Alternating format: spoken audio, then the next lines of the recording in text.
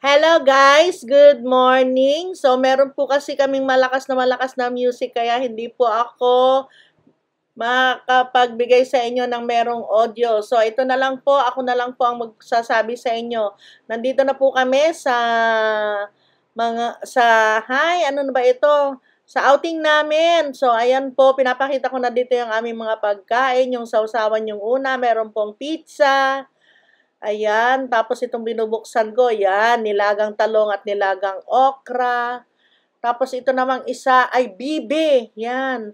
Ginataang adobo sa gata yata na bibi yan. Yan. Tapos ito yung niluto ni Papsi, yung kanyang biryani. O, diba? Dalawa yan, guys. Marami kaming niluto. Yan. Biryani again. Ang sarap, guys, pagkakaluto ni Papa. Grabe, enjoy na enjoy ang lahat. Tapos, ito namang susunod ay pakbet. Ayan. Dala din ng kasama namin. Masarap yan, guys, yung biryani yung pakbet sa biryani. Tapos, itong manok na ito ay dala din ng kasama namin. Rilyanong bangus. Ay, naku, guys, hindi ko na natikman yan. Sa dami kasi ng handa. Tapos, ito naman yung bilo-bilo. Yan, nakakain na kami dyan. Minerienda namin. Ang sarap. Sana makaulit pa kami, Ate Glo. Tapos, pansit, hindi ko na mabuksan. Yung aking kamay kasi. Ito naman ay kimchi. Yan. Binubuksan ko, pero hindi ko kayang buksan pag ako lang.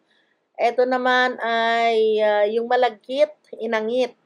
Tapos, yan yung kanin. Dala naman nila Kuya Nestor. So, yan guys, ang dami-dami yan. Inangit na merong asukal. Tapos, pagkatapos ko nakita yung mga ulam, ayan na nga po, at pinuntahan ko na ang napakagandang backyard nila. Tignan naman ninyo guys, mahogany. Tapos, ang gagandang halaman. Piling-pili lang yung mga halaman nila at ang lalaki guys, grabe.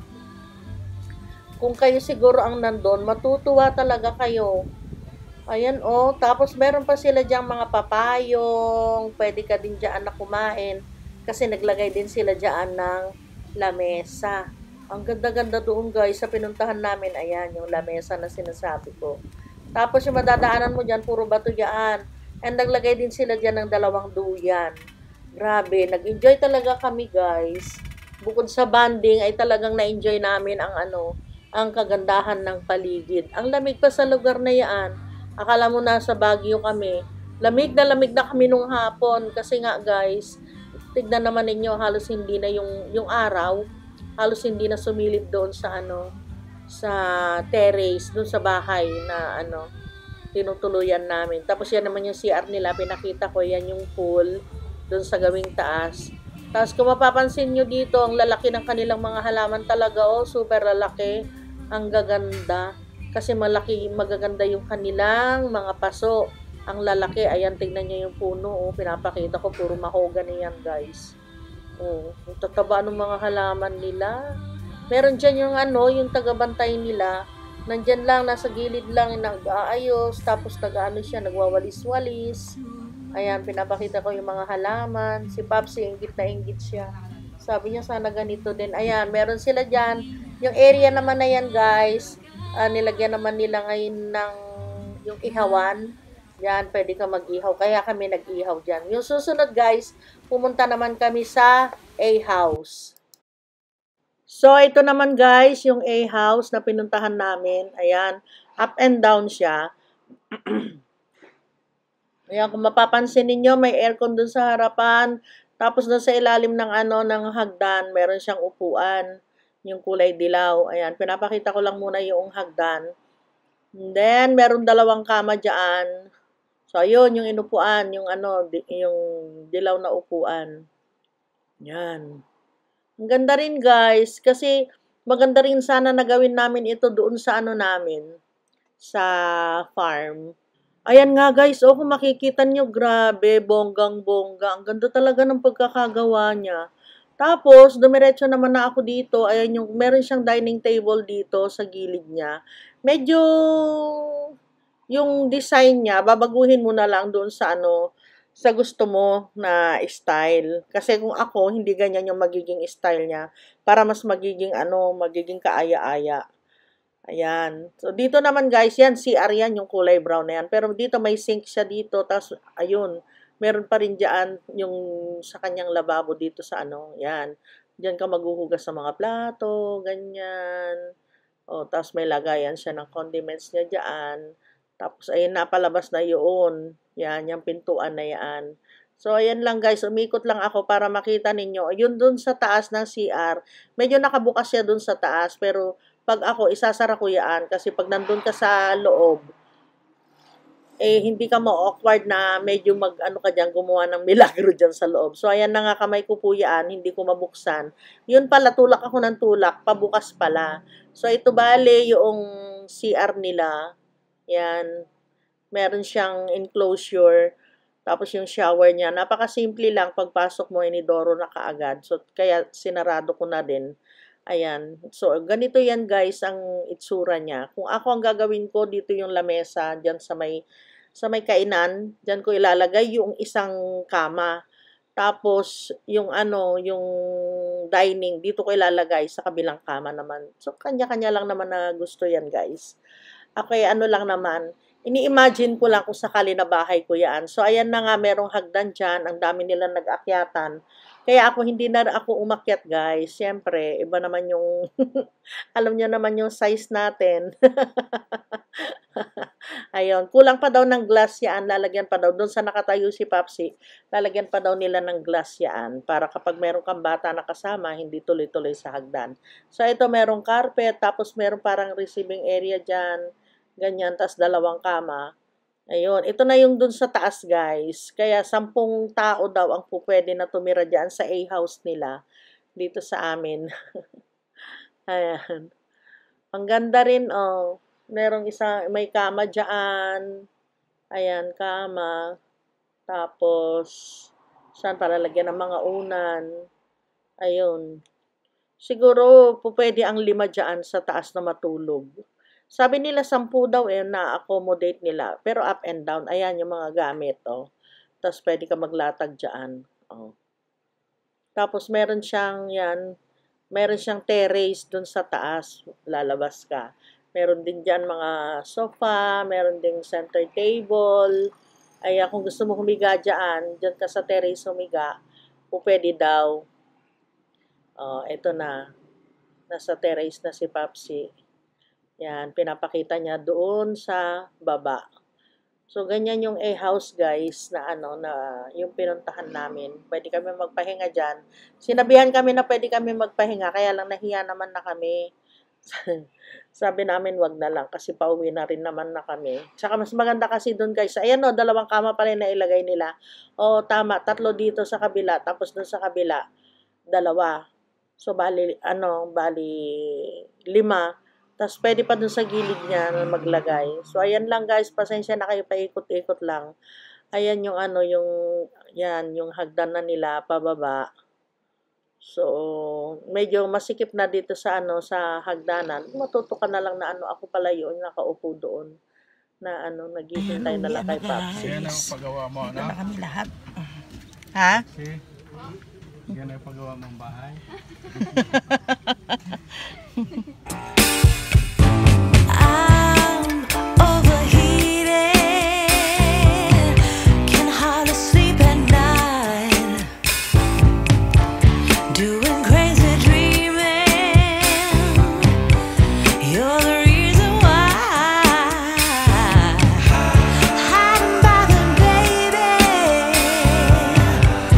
losing my mind. Morning guys! Morning baby love love. Ay, dito din yung isa kong baby love love. Opo ba? Opo ba? Ito ba, Choy?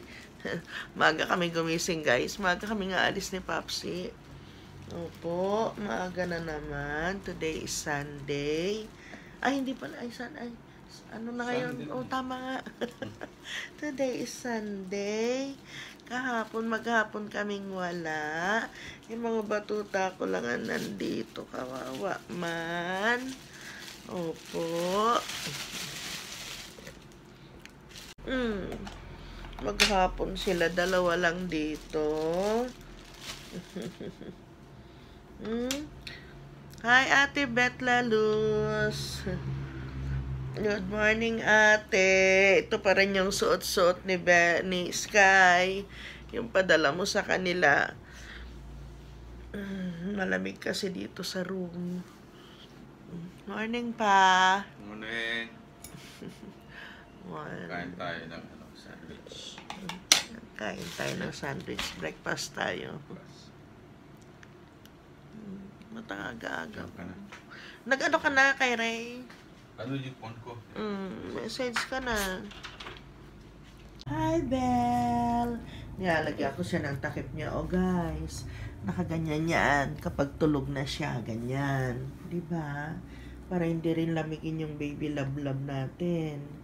Kakay! Bella pala. Belly! Itong si Sky, hindi may ano sa akin eh. Hindi maihiwalay. Mula kagabing dumating kami. Po. Sabi niya, bakit ang tagal ninyo? Sabi siguro niya, Mama, ba't ang tagal ninyo? Maghapon nyo kaming iniwan. Dati sinasama ko sila, guys. Pero kahapon di ko sila sinama. Kasi para mag-enjoy naman ako. Yun pala, hindi rin naman ako maliligo. Kasi super lamig doon. Ang lamig. Dahil ang daming puno. Tapos ang ganda ng A-house nila. Pinapasok kami. Tignan ninyo, sabi. Puntahan ninyo, baka sakali magustuhan nyo dito, sabi nila. Kati. Ano, baby ko? Okay, breakfast na muna, guys. Ito na yung kape na dinala dito ni Papsi. Ay, nako.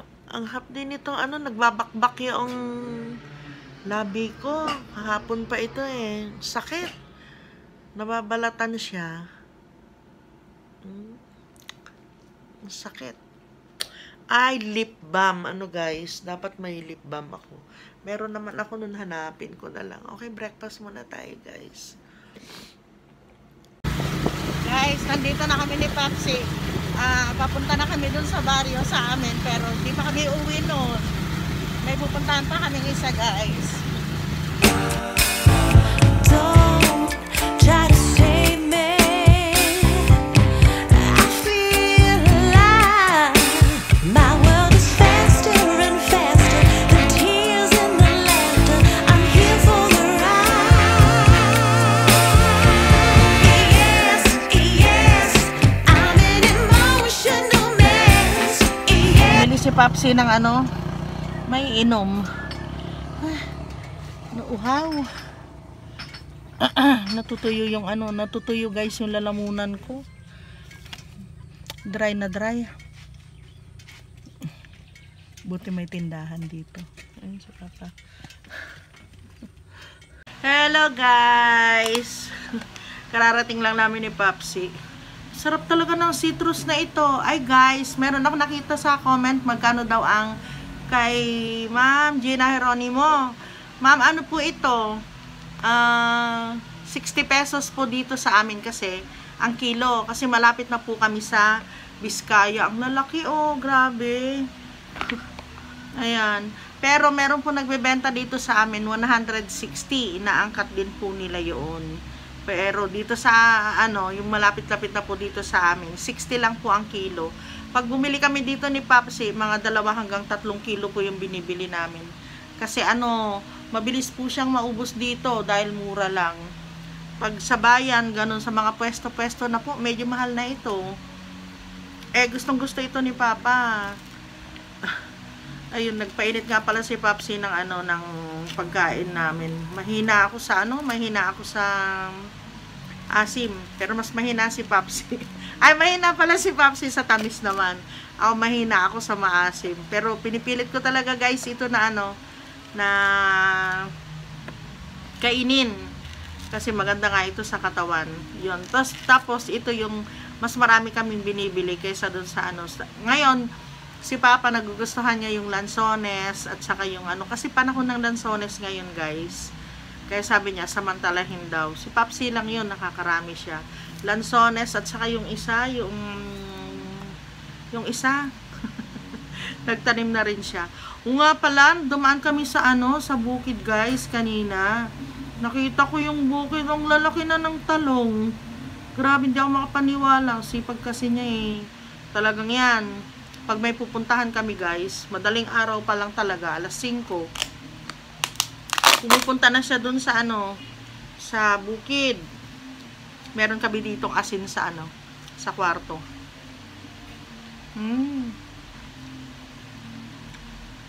Matamis to.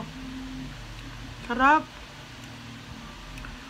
Panahon din daw po niya ito ngayon hanggang sa susunod na buwan. Tapos wala na naman, next year na naman. Kaya maganda, magkakain na tayo ng magkakain nito. Ay, parang December yung sabi niya. Parang hanggang December meron nito.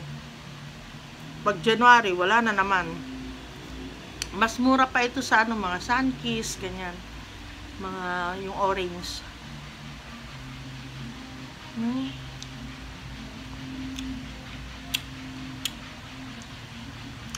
Kahit local siya guys, masarap. Saka juicy. Masarap kainin. Meron din yung iba, minsan makukuha mo, medyo maasim siya. Pero medyo lang, hindi naman sobrang asim. Alam niyo ba ang ulam namin ngayon? yung inuwi namin kagabi na mga hindi naubos sa sa handa namin. May mga nagdala kasi ng pakbet. Sarap ng pakbet guys. Parang gusto ko na namang magpakbet. Pero ubusin muna namin yung inuwi namin. Binigyan kasi kami pakbet. Tapos yung bilo-bilo. Meron din kami nun. Nag-iisip nga kami kung kung ngayon kami magluluto. Kasi kulang na rin kami sa panahon pag ngayon. Kasi mamaya mga 2:30 kailangan makaalis na rin kami ni Papsi. So alis na naman kami mamaya guys. Bukas off namin. Kasama na naman namin yung mga chikiting patrol maghapon. Lunes, Martes, ganyan kasama namin sila. Miyerkules, Huwebes, Biyernes, Sabado, Linggo. Straight yun guys. Every day, every morning. Alis kami ni Papa.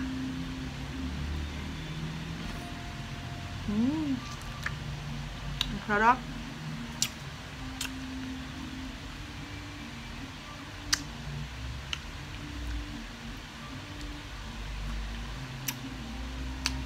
Bakit anak? Alam nyo guys, si Sky kanina pa ito nagpapabuhat siya. Bakit? Buhat ka ni Mama? Nagpapabuhat siya, nag-edit ako guys. Ayun yung ine-edit ko. Tapos ito siya, pabalik-balik siya sa akin. Ibababa ko sa kama. Tapos babalik siya sa akin. Kasi kahapon guys, bakit love? Sabi mo sa kanila kung bakit. Ha? Kasi kahapon guys, maghapon kami nawala dito. Parang kagabi, siksik siya ng siksik sa amin ni Papa. Tapos sa akin, nakaharap siya na natutulog. Nakaharap siya sa akin. Sakit yan mo? Ha? Hindi ka makakain? Kain ka Ganon, napapansin ko sa kanya. Tapos kanina, mula umupo ako dito, nag-i-edit ako. Ganito siya, pabuhat siya ng pabuhat. Hindi ko alam kung merong masakit sa kanya o baka namimiss niya kami. Ganyan. Oh, bakit na? Bakit Sky? Kanina ka pa? Bakit? Ang ganda-ganda niya, oh. Bakit? Bakit, love? Hindi alis sila, Mama, mamaya. Pero mamaya, guys, mapupuntahan na naman kami. Alas 3, 1:30 na. Kailangan umalis din kami dito ng 3. Kailangan nandun na kami. Kaya saglit na lang, guys, talaga. Hindi ko alam ba't siya ganito. Alam niyo minsan, yung pakiramdam ng mga hayop mas ano pa kaysa sa tao. Masyado silang mapagmahal at saka yung na-attach sila sa atin. Yung siguro hinihintay nila na yung pagmamahal na binibigay nila sa atin. Ganon din susuklian din nila ng sobra-sobra. Ayun parang anak mo. Parang anak namin na maiiwan na naman. Bakit anak? Sobra talaga itong bata na ito. Si Bella, andyan siya. Papa, kumain ba siya sa baba? Kumain ba si Sky sa baba? Hindi rin siya kumakain dito, eh. Oh, kainin mo na yung pagkain mo. May pagkain siya sa baba. Tapos yung pagkain niya dito, ginawan siya ni Papa, yung chicken. Oh, sige na. Kain ka na, kain. Aray ko. Kain ka, anak. Ayun yung pagkain mo. Binabantayan ko yung pagkain niya kasi uupakan ito ni Bella. O, tinan mo. Oh, bumabalik siya sa akin. Bakit, anak? Wala, pabuhat siya ng pabuhat, guys. Ha? Bakit? O, sige na. Magpaalam na tayo sa kanila. Sana, guys, meron po kayo natutunan sa araw na ito sa vlog namin ni Papsi. At sana nag-enjoy din po kayo. Kita-kita na lang tayo bukas. And thank you for watching, guys. Ba't kaya ganito sa Sky? Dahil siguro sa naiwan namin siya kahapon, maghapon. Ayan o. Bakit? Ha? Bakit na? Napabuhat talaga siya. Okay guys, bubuhatin ko na siya. See you tomorrow guys. Ay, opo. Hey, salamat po sa panonood ng aking mga video. Kung hindi pa po kayo nakapag-subscribe, subscribe na. Bigyan niyo din po akong thumbs up.